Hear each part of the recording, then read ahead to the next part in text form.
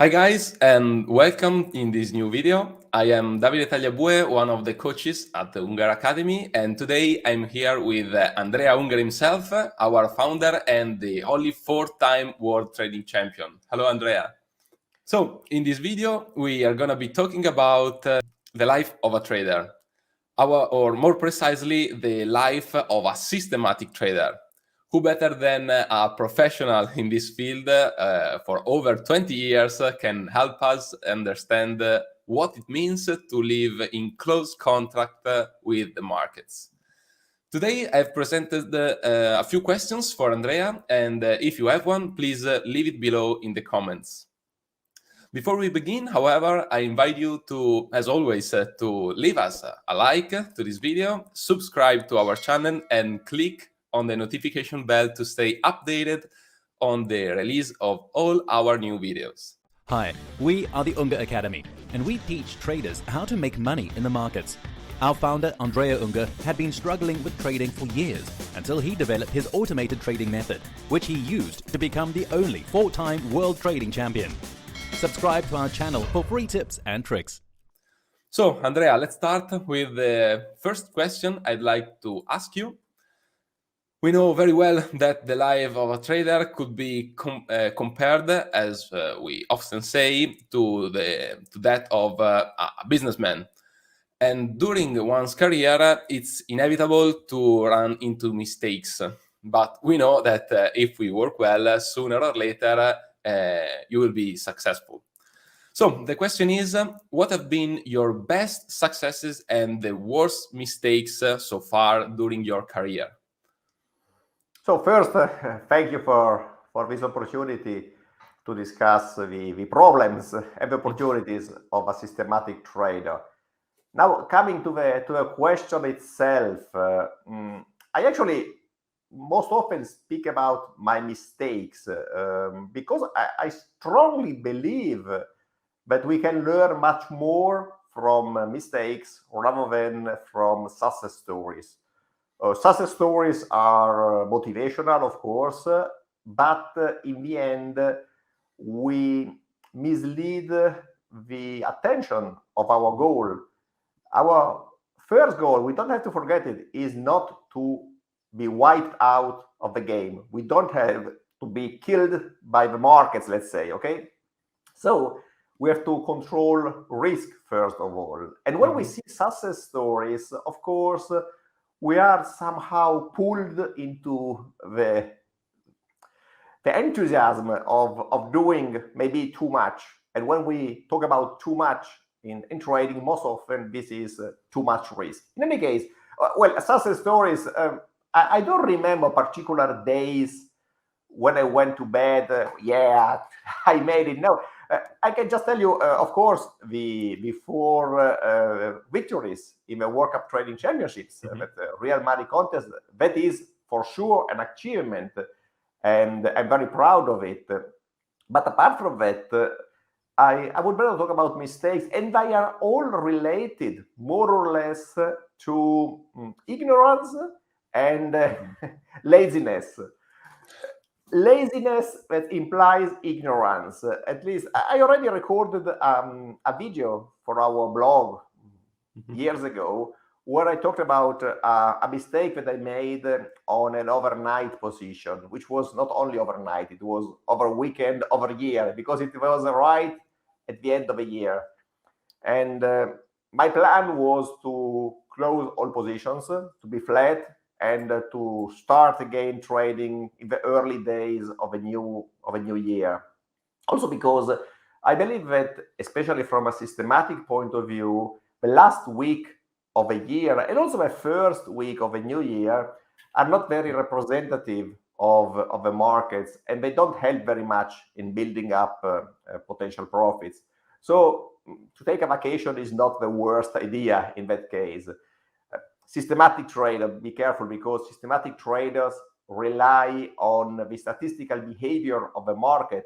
They rely on what is normal in the market.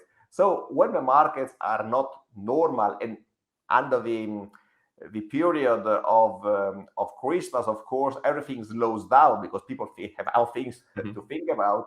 So the behavior is sort of, I don't say lazy, I just say quiet, and it's not reflecting the real identity of the market. So obviously all our systems might become weaker.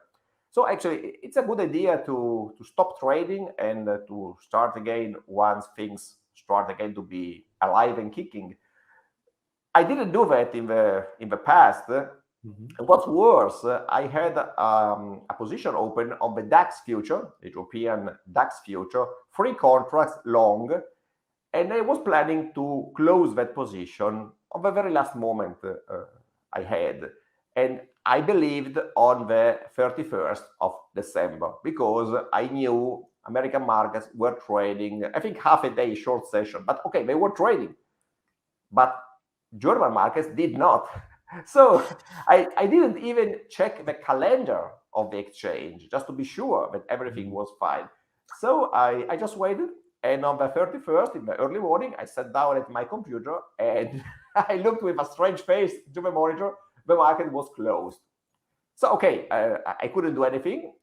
So first thing I said, okay, I have to stick to my system. The system is long. I am disciplined, so I stay long. I couldn't do anything else.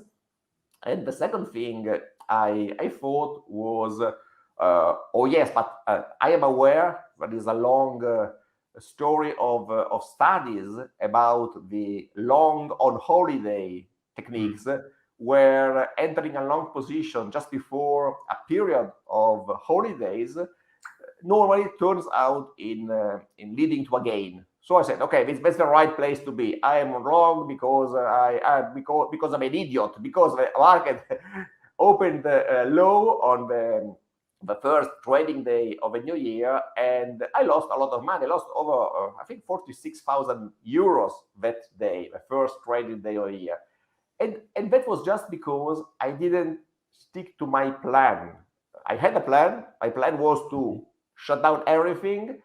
And because I had been too lazy to check when and how to do that, I was not able to stick to a plan, and I paid in the worst way possible. But this is not the only mistake, of course, because I remember this just because it was my fault. Of course, you could say that the system was still long, the system was stopped out, and that was a trade of that system. That's correct. But actually, knowing that the markets behave that way during the holidays, it would not have been a wrong idea to place a specific exit, even in the system, in the code, just to plan closing the positions after certain trading day of the month during the month of December, for example. But also, other mistakes I made are normally driven by my real laziness in staying in the markets. I mean, in paying attention to what I do, in under-evaluating my plans, and in the end, taking sometimes too much risk, just thinking, okay, but this will never happen, right? No, it can happen, and when it happens, it's very painful and expensive normally. Of course, I never do that mistake again. So I learned something, and I hope that telling our friends here that would help even for their trading. We'd never have to under-evaluate the potential outcome of a situation in the market, because that's the most dangerous thing we can do. Because when we think, okay, this will never happen, that is not a statement. I mean, it's a statement, but it's a wrong statement because it can happen. Also, imagine the cap on the euro Swiss francs. Everybody strongly believed it would never move down below 120. It did, and it did during a trading day, and it did based on a decision of the Bank of Switzerland. So actually, everything was clean and clear, but it led to some disaster outcome for many traders. I was personally hit. That was not a mistake. I was hit on another instrument, but I should have considered the possibility of something like that in any case, and didn't. So again, we have to consider everything. We have to consider, like maniacs, whatever can happen to be sure we do something, we put something in place to avoid that kind of happenings. Yeah, very, very interesting, Andrea. We can also leave the link of that video in the description, of course. Yes, maybe if you find it. Yes, yes, we will do. So let's continue our discussion with the second question I'd like to ask you. I'd say it's a question that's typical for people who approach the markets with algorithms, so with specific rules. So the question is about rules, but not the specific rules of our trading systems, but rather all those rules that each of us gives ourselves to better manage our job. So the question is, what are the rules that systematic traders must give themselves, and how can they follow them in the best way possible? Well, basically, being systematic traders and relying on machines to do what we have to do, we have to be aware that we have to choose not the very best, but at least not the very worst. So we have to invest in our infrastructure, we duly invest, so that we have a product that we can rely on. And we don't have to, for example, rely on a cheap cloud server just because it's cheaper when we don't know how stable it is. If it's cheap, there must be a reason. So let's check out. Let's verify that the technical specifications of what we choose are in line with our needs, our technical needs. Same thing is about the trading platform. Also, in this case, we have to make sure that what we get in our developing activity is sticking to reality. So we have to make sure that everything we do is duly tested and is leading to a real result of what happened in the past. Because if we cheat, if we are cheating ourselves, I mean, we have to be honest with ourselves in whatever we do. This is another important rule. There is no reason to create an illusion of wealthness if we base that on a real illusion or something that is not true. So we have to possibly invest in software and hardware so that we are sure that the machine will work duly. And we have also to put in place whatever possible to get an alert when things go wrong. I know you, Davide, for example, are a fan of any kind of alerts telling you that something is wrong. Okay. Yes. But in again, I mean, of course, we have to be careful, and we have to try to be careful about the important things. So to get an alert when data feed stops for some reason, it happened to me, and I had no alert at the time. So I had mistakes we did before. Yeah. We have to get an alert if for some reason the cloud server or the server where we work on reboots for unknown reasons. That can happen. It happened to me, and I had no alert at the time. So it's another important thing, because if the server reboots, the server is still on, but most probably all your working software will not work. So you are there in the middle of nowhere, and we don't have to try to save money on this kind of investment. I mean, we don't have to buy products directly from NASA, of course, but we have to find a good compromise and not plan on saving money there. Also, the broker is important, because we have to put our money where we are confident nobody is taking the money and run. And the broker has not to be chosen just among the cheapest in terms of offer, but among those who offer the best technical features that we need, and who have good reviews on the internet, and many good reviews, because there are many people there. So these are all important things, all rules that sometimes we forget, and we focus too much on the technical rules, which you specified are not the ones we are talking here. So, but there are rules to follow. It's not a hard job to become a systematic trader. It's just a matter of being disciplined with a plan. Again, I mentioned before the plan, I mentioned it again. And this plan has to include everything possible. So starting from the technical part in terms of development, of course, in terms of developing routine and checkout routine, but also in terms of providing all the necessary checks in terms of building up your infrastructure. Because in the end, it will be your infrastructure playing with the market. You have to be sure that that thing works as properly as possible. Yeah, find the rules and stick with them. Absolutely, yes, because if you don't stick to the rules, there is no reason to build the rules. Yeah. So I'm coming to the third question, Andrea, and I'd consider it perhaps the most sensitive, but also the one of the most important. We said earlier that the trader's life has ups and downs, and in our case, the downs have a name, a bad name. That name is drawdown. So, speaking of drawdown, how do you deal with a particularly negative period? Nice to see that you wrote particularly negative period, because actually I am in drawdown most of the time. Drawdown comes whenever you retrace from the new highs of the equity. And I've never seen an ever increasing equity line, unfortunately. So actually, whenever we have new highs, normally just right after we have some losses that pull the equity down. Important is that the new current highs will be higher than the previous ones. So, but actually, if any trader looks at his or her equity, they will notice that most of the time they are in the drawdown. The problem is when this drawdown is longer than planned and longer than desired. Of course, desired nobody desires or has a long drawdown, so everybody would like to have new highs every day.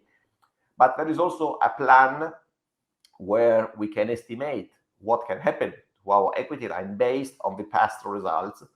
And if we do that in a pessimistic way, which is better, we have something that we can think, okay, this is sort of a worst case scenario. So what happens if it becomes worse than that? The point is, in my personal life of a trader, I had bad drawdowns and prolonged drawdowns. I can't tell you exactly how long they are. I must be honest, because I've not measured the length of the drawdown, but they were long, and they didn't affect directly the outcome of the single years. I mean, they were longer than 1 month. They were months and months long, but they were across years, and they came after a great run up. The problem was, getting back to the first question, that that run up was an outcome of an overexposure. I wasn't skilled enough. I had not enough experience to understand that too much is always too much. And when it is fine, you are happy. You dream about your yacht at the Hawaii. But when it goes wrong, you suffer twice as much. I remember a funny joke about that. It was in 2011, I believe, and I was doing well. And Larry Williams, a legend of trading, asked me to participate to a test prepared by his son, who is a doctor in a psychiatrist doctor in somewhere in the States, don't remember where. And he prepared this psychological test to identify the profile of the winning traders. So I got a number of questions, mixed questions, and everything complicated to be sure I was telling the truth. And I got the answer from his son, Dr. Jason Williams. And the answer was, of course, positive. I mean, the only thing was that I should probably take more risk because I was a bit too conservative, which was the outcome of this psychological test. And I said, okay, if he's telling this, that must be right. I'm probably too conservative. So let's put more gas into this. I did so, and I probably did too much. And so the outcome was a first good run up, and then a disaster drawdown, which was prolonged because after a while I didn't understand what was going on. The only thing that helped to answer how I dealt with that period was the confidence that in the end I was doing the right things. I mean, I had good strategies, I had good system, I had sufficiently good knowledge of the markets, and I still knew that I could afford even more losses, which was not nice to think, but I was ready for that. So actually, I was sure that what I was doing could turn out in something that changed the bad scenario I was facing. I worked on that. I studied the situation. I developed new systems. I changed a little bit my approach in terms of diversification, and I came out of it. It took time because I had to invest a lot of my time into this. But the origin of that was again a fault in underestimating risk. It was not Dr. Jason's fault, it was my fault in misunderstanding his message, which was different. It was too conservative, but that would not turn out in becoming too kamikaze, which I became, and which lead me to suffer that period. So also today, when I got in a drawdown, I don't like that. Of course, nobody likes drawdowns, but I know perfectly that is part of a game. It's part of my job. That's the cost of my job, and I know that doing the right things, that period will pass, and I will see new highs. Of course, you could think that I'm a bit arrogant in saying I know that it will happen, but I mean, I passed through this many times, and I saw the evidence of getting good results when you do a good job.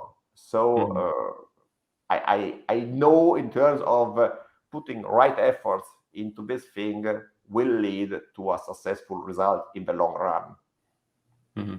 Yeah, that's very, very interesting. That's the most important part, I think, because trusting someone, in this case, you and the Unger Academy, maybe it's important to understand that there are people that dealt with drawdown in the past, and trying to understand how they managed the situation is also important and gives you new experience, okay, even if you weren't there.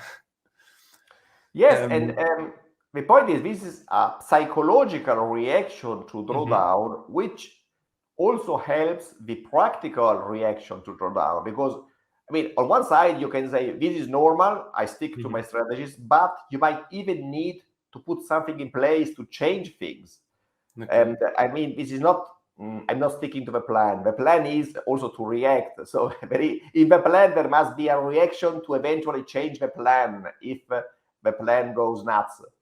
It's a bit complicated maybe, but of course, we have to consider in putting changes. Imagine in the Formula One drivers, they change things in the engines sometimes.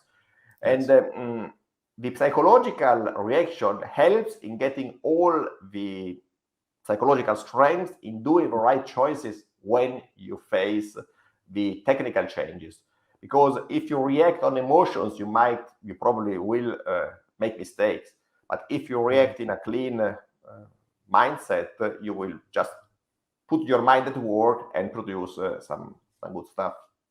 Okay. Now, Andrea, I'd like to move on to a slightly more relaxed question, let's say. Let's change the subject and focus more on what we can call the daily routine of a trader, and in our case, of a systematic trader. So the question we hear very often is, but if the systems run automatically and everything works automatically, what's the need to keep studying, keep working, and having a research development team? Yeah, sometimes I wonder the same. Actually, I'm too stupid, most probably, because I'm sitting in front of a monitor, sort of hypnosis, looking at the charts and so on. But then there are two reasons. The first reason is that important reason. We have to stay up to date. I mean, we identify the markets with systems, and diversification is also a key to stay alive in the market. So whatever we discover, we test, and we put at work. We have to be there, to find new stuff, and to be alerted for new ideas, because it's an ongoing process. Things that work today might stop working tomorrow or the day after tomorrow. We have to be ready to identify the dying systems and to be able to understand what should come next. So this is not a 9-to-5 job that we do every day, but it's something that we normally do. Why we should, I told you, but why are we doing that actually? This is the second reason, and it's passion. I mean, I love this job. I love to figure out what markets do. I really enjoy sitting and studying the markets, the trading systems, the trading strategies, the approach, the money that comes from the market. This is just a consequence of my passion. So I'm actually working on my hobby to make money, which is wonderful. But I believe that if I hadn't this passion, I wouldn't probably sit here today talking to you, because when you don't have a passion in what you do, especially in this field, you risk to fail when things go wrong for some time. Getting back to the drawdown thing we discussed before, because when you are passionate, you are happy to go and dig into the numbers to understand if you can change something. If you are not, and you do it only for money, you get bored, and when things go wrong, you prefer to quit, maybe. So you have to have this passion in discovering the markets, just because you must enjoy yourself. I want you to enjoy yourself, but because this is what is keeping you in the game, really. But this is something that, if you imagine the great sportsmen out there, of course, they earn a lot of money, but I'm sure they all enjoy what they do. Imagine athletes in their late 30s who still continue training in spite of pain in their neck or whatever. I mean, they do it, and they don't do it for the money. They do it because they love what they do, and loving what they do, they get to the very top. So this is the same in trading.